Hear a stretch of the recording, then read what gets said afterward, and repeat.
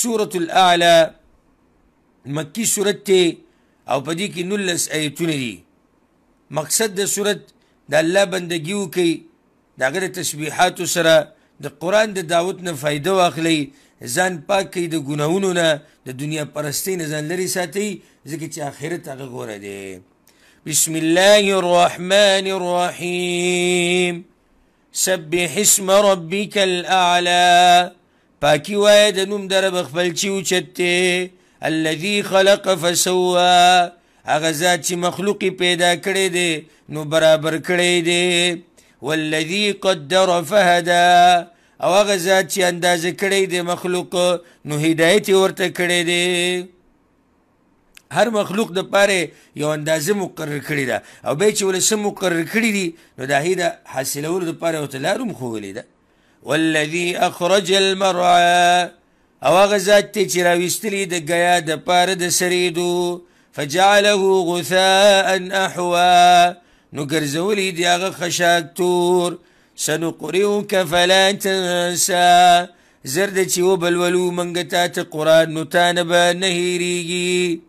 مخکې عام هدایت او رهنمایي ذکر شوه، اوس د پیغمبر صلی الله علیه وسلم خاص رهنمایي ذکر کوي چې پیغمبره غم مه کوه، د قرآن به موږ تا ته داسې یاد کړو چې نه به هېرېږي. الا ما شاء الله. مګر هغه چې الله یې وغواړي هغه به درنه هېر شي. کم یو دی لکه اوس الله داسې یو حکم نازل کړي قرآن کې چې بیا منسوخ کړي، ختم یې کړي، تلاوت هم ختم کړي، هغه حکم هم ختم کړي، هغه به الله هېروي د دې پیغمبر نه. انه يعلم الجهر وما يخفى. یقینا الله پوهیږي په ښکاره او په هغه څه چې پټ دي. ونیسرک لليسرى. او اساني به وکړو تا سره اسان دین طرف ته. تا ته به اساني پیدا کړو او اساني به وکړو تا ته د اسان دین طرف ته، یا تا سره دواړه صحیح دي. تا به روان کو هغه دین طرف ته چې هغه اسان دی، د وحي به ته اسانه کو، د دعوت به ته اسان کو.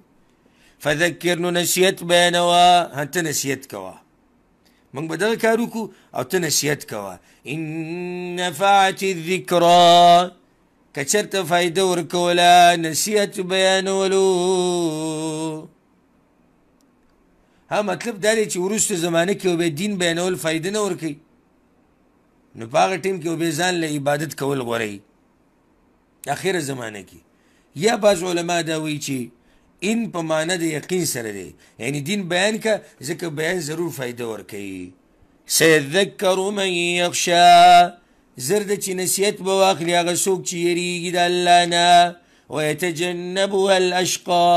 او په ډډه به شي د دې نصیحت نه ډېر بدبخته انسان. الذي یصل النار الکبرى. هغه چې داخلیږي به اور لوی ته. ثم لا يموت فيها ولا يحيا. بیا به نه مري په هغې کې او نه به ژوندی، یعنې ژوند هم څه فایده من نه دی.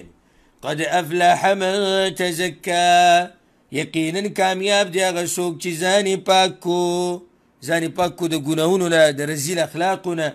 وذکر اسم ربه فصلى. او یادی کو نوم د رب خپل لمونځ یې وکړو. بل تؤثرون الحياة الدنيا. بلکې تاسو غوره کوئ ژوند دنیوي. والآخرة خیر وابقى.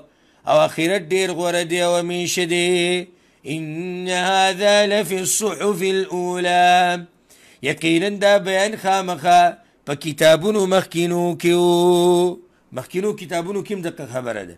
صحف ابراهیم و موسی. چې کتابونه د ابراهیم او د موسی علیهم السلام دي.